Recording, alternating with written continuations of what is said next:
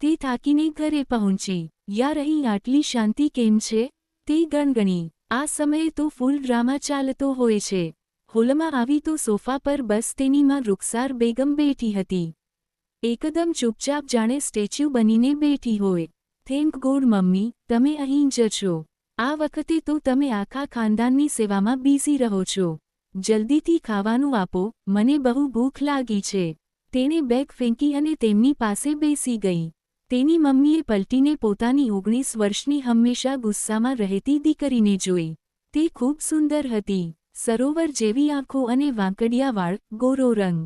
ગરમીથી તેનો ચહેરો એકદમ લાલ થઈ રહ્યો હતો. આજે કોલેજમાં બહુ કામ હતું. યાર, હું થાકી ગઈ છું.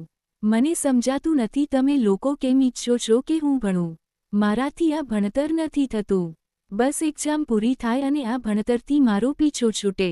પછી હું કોઈ હેન્ડસમ અને રીચ છોકરા સાથે લગ્ન કરીને તેના ઘર પર રાજ કરીશ. તે એકદમ ઉછળીને બેસી ગઈ, જાણે અત્યારથી જ પોતાની જાતને કોઈ મહેલની શહજાદી સમજી રહી હોય. તેના હોઠ પર સ્મિત હતું. તેની મમ્મી તેને ખાલી આંખોથી જોતી રહી. ઉફ, શું છે મમ્મા, આમ કેમ બેઠા છો? હમણાં કોઈ કામ ચીંધી દેશે તમને. મને ભૂખ લાગી છે, આમ ચૂપચાપ કેમ બેઠા છો? અને મને જણાવતા પણ નથી. તે ખેંચાઈને બોલી. રૂખસાર બેગમે જેમ તેમ કરીને પોતાની જાતને સંભાળી. હાનિયા, જા કપડાં ચેન્જ કરી લે. હું તારા રૂમમાં ખાવાનું લાવું છું. ખાઈ લે, પછી થોડીવાર રેસ્ટ કરી લેજે કારણ કે સાંજે તારા લગ્ન છે.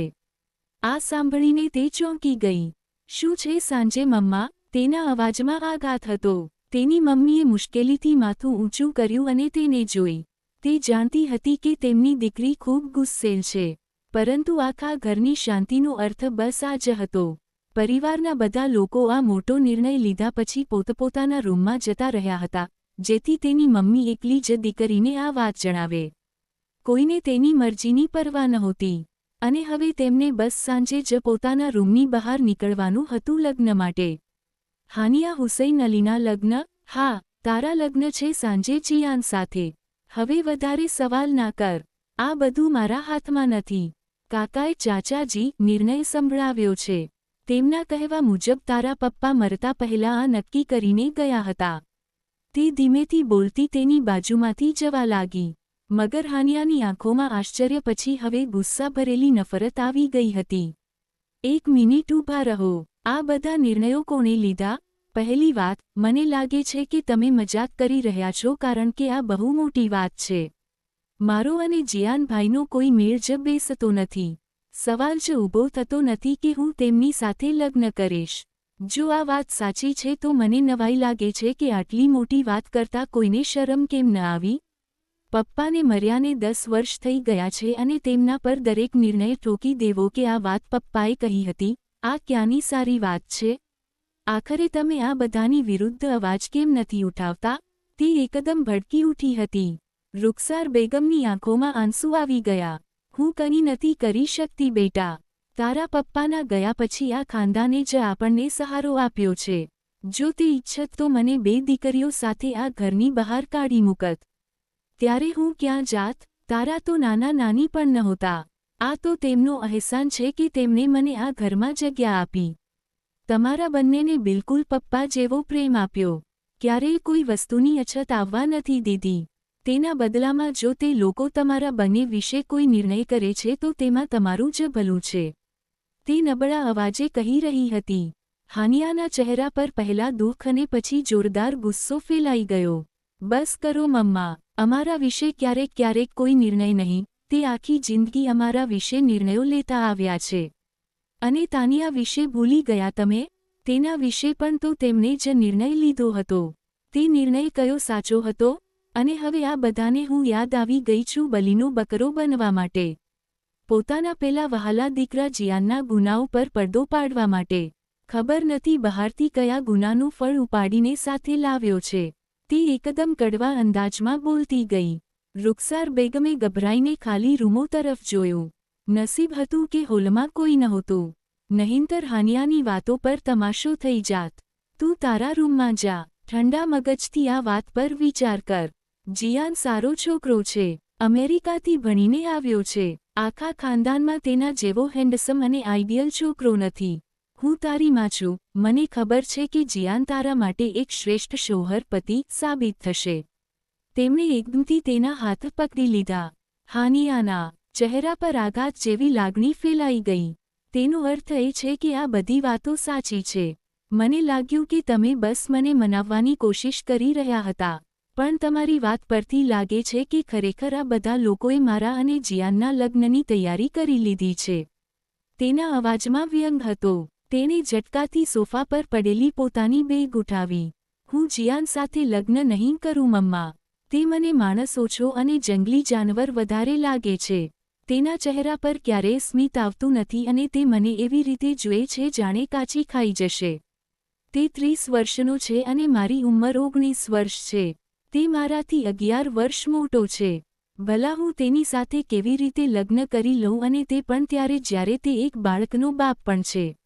રૂખસાર બેગમે લાચારીથી હોઠ ભીંસ્યા. પ્લીઝ ચૂપ થઈ જા હાનિયા. શું બકી રહી છે તું આ બધું?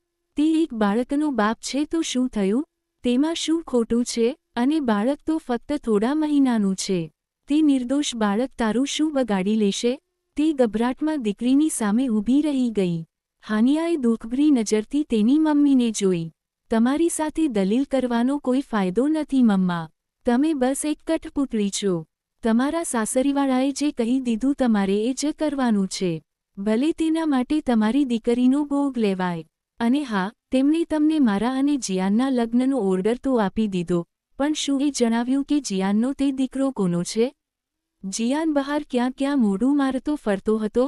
કંઈક તો કર્યું હશે તેણે જેના કારણે આ બાળક થયું, જેને તે અહીં ઉપાડી લાવ્યો અને બધાને ખોટી વાર્તા સંભળાવે છે કે બાળકની માં એક્સિડન્ટમાં મરી ગઈ. હવે તેને આ બાળક માટે એક કેટેકર જોઈએ છે અને તમે બધા આરામથી મને તેની જોડીમાં નાખવા માંગો છો. બહુ સરસ મમ્મા. આખી જિંદગી સાસરીવાળા માટે ખાવાનું બનાવતી રહી અને હવે પોતાની દીકરીને પણ ટ્રેમાં સજાવીને તેમની સામે પેશ કરી દો. બિલકુલ તેવી જ રીતે જેવું તમે તાનિયા સાથે કર્યું હતું. તેનો અવાજ આંસુમાં ડૂબી ગયો હતો. તે જોરથી પલટી અને ભાગીને પોતાના રૂમમાં જતી રહી. રૂખસાર બેગમે ભીની આંખે દીકરીને જતી જોઈ. આ નિર્ણય પર તેમનું દિલ પણ તૂટી રહ્યું હતું. પણ સાસરીવાળાએ જે નિર્ણય લીધો હતો તેને અનુસરવો જ રહ્યો. સાંજ થવામાં થોડા કલાકો બાકી હતા અને આ સાંજ હાનિયા હુસૈન અલીની જિંદગીમાં તબાહી લાવવાની હતી. અવાજ સાંભળીને રૂખસાર બેગમ ચોંકીને વળી ગઈ. જિયાન તેમની બિલકુલ સામે ઊભો હતો. તેનો ચહેરો બતાવી રહ્યો હતો કે તેણે બધું સાંભળી લીધું છે. રૂખસાર બેગમ ખરાબ રીતે ટેન્શનમાં આવી ગઈ. કંઈ વાંધો નહીં જિયાન બેટા, દિલ પર ના લેતો. બાળકી છે, નાસમજ છે. હું હમણાં જ જઈને તેને સમજાવી દઈશ. લગ્ન પહેલાં છોકરીઓ આવું જ કરે છે. તું જા અને તૈયારી કર. આજે સાંજે લગ્ન જરૂર થશે. તેમની વાત પર તે પોતાની ઊંડી નજર તેમના પર ટકાવી ચૂપચાપ ઊભો રહ્યો. તે હેન્ડસમ હતો, પણ આજે તેને આ નાની છોકરી પાસેથી પોતાના વિશે કેટલીક વાતો જાણવા મળી હતી જેનો તેને અંદાજ નહોતો. થોડીવાર પછી તે માથું હલાવીને પલટી ગયો. પોતાના રૂમના દરવાજે ઊભેલી હાનિયાએ નફરતથી આ દ્રશ્ય જોયું અને જોરથી દરવાજો બંધ કરીને અંદર જતી રહી. તેને લાગ્યું હતું કે તેના ના પાડવાથી કંઈક અસર થશે, પણ કોઈને કંઈ ફરક પડ્યો નહોતો. સાંજ પડી ગઈ હતી. હાનિયાને જલ્દી ખબર પડી કે આ કોઈ સાદા લગ્ન નહોતા પણ આખું ફંક્શન હતું. આખા પરિવારને બોલાવી લેવામાં આવ્યો હતો. ડેકોરેશનવાળો કામ કરીને જતો રહ્યો હતો અને નીચે હોલમાંથી હાસ્ય મજાકના અવાજો આવી રહ્યા હતા. તે પોતાના રૂમમાં બેઠી ગુસ્સાથી સળગી રહી હતી જ્યારે તેની માં રૂમમાં આવી. આ કપડાં તારા કાકીએ મોકલ્યા છે. જા જલ્દીથી ચેન્જ કરી લે. મેં મેકઅપ આર્ટિસ્ટ તો બોલાવી જ નથી. મને ખબર હતી તું તેમની પાસે મેકઅપ નહીં કરાવે, એટલે જાતે જ કરી લેજે. બાકી તું તો દરેક રૂપે ક્યૂટ લાગે છે. તેની માં સાદગીથી કહીને બહાર નીકળી ગઈ. હાનિયાએ ગુસ્સા ભરેલી નજરે પોતાની માને જોઈ, પણ તેને ખબર હતી કે ઇનકાર કરવો નકામો છે. અરીસા સામે લાલ જોડો પહેરીને ઊભી રહેતા તેણે પોતાના પ્રતિબિંબને જોયું. આ તારી ગેરસમજ છે જિયાન અલી કે આખી જિંદગી અયાશીમાં વિતાવ્યા પછી તને એક સારી છોકરી તારી પત્ની તરીકે મળી જશે જે તારા બાળકને સંભાળશે. હું તને જણાવીશ કે તારો અને તારા પેરેન્ટ્સનો આ નિર્ણય કેટલો ખોટો હતો. નફરત ભર્યા અંદાજમાં કહેતા તે મેકઅપના સામાનને ફંગોળી રહી હતી. ના ચાહતા હોવા છતાં કેટલીક વસ્તુઓ વાપર્યા પછી તેણે ચહેરા પર દુપટ્ટાનો ઘૂંટો નાખી દીધો. તે સુંદર હતી એમાં કોઈ શંકા નહોતી. લગ્નનો સમય થઈ ગયો હતો. મૌલવી સાહેબ આવ્યા હતા. હાનિયાના હોઠ પર કડવું સ્મિત આવી ગયું. તે રડવા માંગતી નહોતી પણ આંસુ વહી રહ્યા હતા. શું તમને આ નિકાહ કબૂલ છે? એક ભારે અવાજ તેના કાનમાં ગુંજી રહ્યો હતો. નિકાહનામું તેની સામે પડ્યું હતું. રૂખસાર બેગમે હાનિયાના ખભા પર પોતાના હાથનું દબાણ વધાર્યું, જાણે હા કહેવા માટે ભીખ માંગી રહી હોય. ઊંડો શ્વાસ લેતા હાનિયાએ ધીમેથી કહી દીધું, કબૂલ છે. ઝટકાથી તેણે કાગળ પર સાઇન કરી અને પોતાની જાતને તે વ્યક્તિની પત્ની બનાવી દીધી. મહેમાનો જમી લે એટલે હાનિયાને જિયાનના રૂમમાં શિફ્ટ કરી દેવાની હતી. તેને પોતાના પપ્પાના મર્યા પછી મળેલી સજા યાદ આવી રહી હતી. તેની બહેન તાનિયા સાથે પણ આવું જ થયું હતું. તેને પણ બકરાની જેમ પરણાવી દેવામાં આવી હતી અને છેલ્લા 2 વર્ષથી તેનો કોઈ પતો નહોતો. રૂમમાં જિયાનની તસવીરો લાગેલી હતી. જિયાન રૂમમાં આવ્યો. રૂમ ફૂલોથી સજેલો હતો. જિયાન તેની સામે આવીને બેઠો. હાનિયાએ નફરતથી ઘૂંટો હટાવ્યો. જિયાન તેને જોઈ રહ્યો હતો.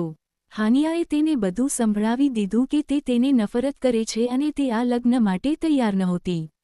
જિયાને પૂછ્યું, તું લગ્નની ના કેમ પાડવા માંગતી હતી? મારા બાળકના લીધે કે એ જ ગેપના લીધે? હાનિયાએ હિંમત ભેગી કરીને મોટું જૂઠું બોલવાનું નક્કી કર્યું. તેણે કહ્યું, ના, એ કોઈ પ્રોબ્લેમ નથી. વાત એમ છે કે હું બીજા કોઈને પસંદ કરું છું. તે મારી ફ્રેન્ડનો ભાઈ, તૈમૂર છે. અમે વર્ષોથી રિલેશનશિપમાં છીએ અને હું તેના વગર રહી શકું તેમ નથી. મારે તમારી પાસે ડિવોર્સ છૂટાછેડા જોઈએ છે. આ સાંભળીને જિયાનનો ચહેરો ગુસ્સાથી લાલ થઈ ગયો. વિચારી સમજીને વાત કરી રહી છે ને તું? કોને પસંદ કરે છે? હાનિયાને શાંતિ મળી કે તેનું જૂઠું કામ કરી રહ્યું છે. તેણે ડિવોર્સની વાત કરી, પણ જિયાને અચાનક તેના બંને ખભા પકડ્યા અને તેને પોતાની સામે કરી. અત્યારે તું મારી પત્ની છે અને મારી પત્નીના મોઢેથી બીજા કોઈ છોકરાનું નામ નીકળે એ મને બરદાસ્ત નથી. તે મને ચીટ છેતર્યો કર્યો છે અને ચીટિંગના બદલામાં ફક્ત ચીટિંગ જ મળે છે, પ્રેમ નહીં. હાનિયાની હિંમત હવામાં ઓગળી ગઈ. તેણે વિચાર્યું હતું કે જિયાન તેને છોડી દેશે, પણ આ માણસ તો અલગ જ નીકળ્યો. જિયાને તેને વોશરૂમ તરફ ધકેલી દીધી અને કપડાં ચેન્જ કરવાનું કહ્યું. હાનિયા 1 કલાક સુધી વોશરૂમમાં રહી. જ્યારે બહાર આવી તો રૂમ ખાલી હતો. જિયાન જતો રહ્યો હતો. હાનિયા બેડ પર આવી. રૂમમાં ફેલાયેલી તેની પરફ્યુમની સુગંધ તેને ડિસ્ટર્બ કરી રહી હતી. ઘણી કલાકો પછી તે માંડ ઊંઘી શકી. અને જ્યારે ઊંઘી ત્યારે સવારે કોઈના સતત વાગતા એલાર્મ પર જ તેની આંખ ખુલી.